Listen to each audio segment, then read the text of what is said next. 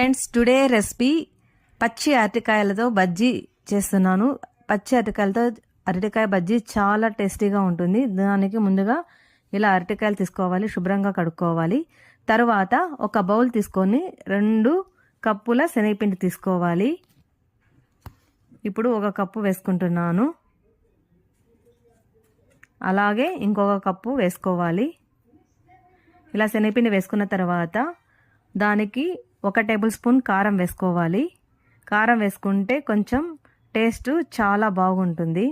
కారం వేసుకున్న తర్వాత బజ్జీకి సరిపడా ఉప్పు వేసుకోవాలి. దోసల సోడా కొద్దిగానే వేసుకోవాలి, ఎక్కువ వేసుకోకూడదు. ఎక్కువ వేసుకుంటే ఆయిల్ ఎక్కువ పీలుస్తుంది, అందుకని కొద్దిగానే వేసుకోవాలి. ఇవన్నీ వేసుకున్న తర్వాత తగినంత వాటర్ పోసి మనం కలుపుకోవాలి. ఎక్కువ వాటర్ ముందుగానే పోసుకోకూడదు. పిండి కలుపుతూ కొంచెం కొంచెంగా యాడ్ చేసుకుంటే మనకు కన్సిస్టెన్సీ సరిపోతుంది. ఇలా కలుపుకోవాలి. పిండిని ఈ విధంగా ఎక్కువ మరీ చిక్కగాను కాకుండా మరీ పల్చగాను కాకుండా ఇలా ఈ కన్సిస్టెన్సీ ఉంటే మనకు బజ్జీలకి సరిపోతుంది. పచ్చి అరటికాయని శుభ్రంగా బాగా కడుక్కొని మనము ఈ పక్క కొనని ఆ పక్క కొనని ఇలా కట్ చేసుకోవాలి. ఇలా కట్ చేసుకున్న తర్వాత అరటికాయని ఇలా పీల్ చేసుకోవాలి. అరటికాయ మొత్తం అంతా ఇలా పీల్ చేసుకోవాలి.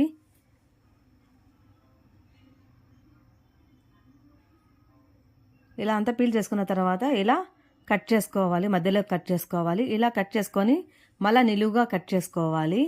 నిలువుగా కట్ చేసుకొని చూడండి, ఒక స్లైసర్ తీసుకొని ఇలా చేసుకున్నాం అనుకోండి, అంతా ఇలా పీల్ చేసుకోవాలి. స్లైసర్తో ఇలా బనానా బజ్జీలకి ఇలా రెడీ చేసుకోవాలి. అరటికాయని ఇలా చాప్ చేసుకున్నాం కదా, ఈ చాప్ చేసుకున్న అరటికాయని నీళ్ళల్లోకి వేసుకోవాలి. ఈ నీళ్ళలో ఉప్పు వేసుకుంటే అరటికాయ నలుపు కాకుండా ఉంటుంది. ఇలా అంతా వాటర్లో వేసుకోవాలి. స్టవ్ ఆన్ చేసి కడాయి పెట్టుకొని అరటికాయ బజ్జీకి కావాల్సినంత ఆయిల్ వేసుకోవాలి. ఆయిల్ ఎప్పుడు తక్కువగా వేసుకోకూడదు, ఎక్కువగా వేసుకోవాలి. ఈ ఆయిల్ కాగుతుంది కదా, ఇప్పుడు మనము ముందుగా వాటర్లో వేసుకున్నటువంటి అరటికాయ స్లైసెస్ అంతా శనగపిండిలోకి ఇలా వేసుకోవాలి. అంతా వేసి ఇలా కలుపుకోవాలి. ఇలా డిప్ చేసుకోవాలి అరటికాయ స్లైసెస్ అంతా. ఆయిల్ వేసుకున్నాం కదా, ఆయిల్ కాగిన తర్వాత మనము ముందుగా శనగపిండిలో వేసుకున్నటువంటి అరటికాయని ఇలా వేసుకోవాలి. అరటికాయ బజ్జీని ఇలా వేసుకోవాలి. ఒక్కొక్కటిగా వేసుకోవాలి, ఎక్కువ వేసుకోకూడదు. ఒక 4-5 వేసుకుంటే పాన్లోకి సరిపోతుంది. ఎక్కువ వేసుకుంటే అన్నీ అతుక్కుంటాయి. ఇలా వేసుకోవాలి. ఇలా వేసుకున్నాం చూడండి, బాగా పొంగుతుంది కదా అరటికాయ బజ్జీలు, చాలా బాగా పొంగుతుంది. కలర్ చూడండి, చాలా కలర్ఫుల్గా ఉంది కదా అరటికాయ బజ్జీలు. ఇలా కొంచెము గోల్డెన్ కలర్ వచ్చే వరకు మనము ఫ్రై చేసుకోవాలి. మంట మీడియం ఫ్లేమ్లో పెట్టుకోవాలి. ఎక్కువ హై ఫ్లేమ్ ఉండకూడదు, లో ఫ్లేమ్ ఉండకూడదు. మీడియం ఫ్లేమ్లో పెట్టుకుంటే లోపల అంతా బాగా మనకు అరటికాయ బజ్జీలు ఉడుకుతాయి. హై ఫ్లేమ్ పెట్టుకున్నామనుకోండి భిన్న కలర్ వచ్చేస్తుంది, కానీ మాడిపోతాయి. సిమ్లో పెట్టుకున్నామనుకోండి ఆయిల్ అంతా పీల్చేస్తుంది. అందుకని మీడియం ఫ్లేమ్లో పెట్టుకొని ఇలా ఫ్రై చేసుకోవాలి. ఇప్పుడు ఈ కలర్ వస్తే మనకు సరిపోతుంది.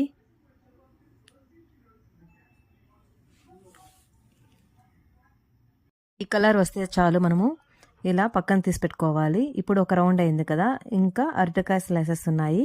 ఇంకా అరటికాయ బజ్జీ ఇంకొక రౌండ్ మళ్ళీ వేసుకుంటున్నాను. ఇలా మొత్తం స్లైసెస్ అన్నీ వేసుకున్నాం అనుకోండి, అరటికాయ బజ్జీలన్నీ రెడీ అయిపోతాయి. ఇది ఒక 2వ రౌండు.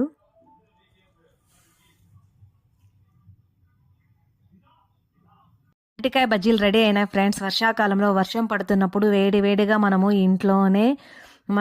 ఇలా అరటికాయ బజ్జీలు తయారు చేసుకొని మనము తింటే చాలా టేస్ట్ సూపర్గా ఉంటుంది. ఇంట్లో ఉన్నటువంటి పిల్లలు కానీ పెద్దలు కానీ ఎవరికైనా ఈ అరటికాయ బజ్జీలు చాలా ఇష్టంగా తింటారు. అలా ఉంటుంది ఈ అరటికాయ బజ్జీలు. ఇంకెందుకు ఆలస్యము, ఈ రెసిపీ మీరు తప్పకుండా ట్రై చేయండి. ట్రై చేసిన తర్వాత మీకు ఎలా వచ్చిందో కామెంట్స్ రూపంలో నాకు షేర్ చేయండి. ఈ వీడియో మీకు నచ్చితే లైక్ చేయండి, షేర్ చేయండి, ఫ్రెండ్స్ అండ్ రిలేటివ్స్కి షేర్ చేయండి.